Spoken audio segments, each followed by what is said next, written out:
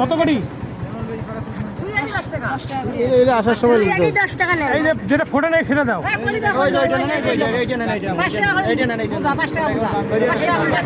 পাঁচ টাকা বোঝা। দাও। এগুলার থেকে এটাই ভালো, এটাই ভালো। এটা ভালো হবে, একদম টাটকা। এটা ফুটে গেছে মনে না। এটা ধরো। কলি তো আছে। এই যে এরকম দেন, এরকম। ভাই আরো আছে টাটকা গুলো। ভাই টাটকা দিস না।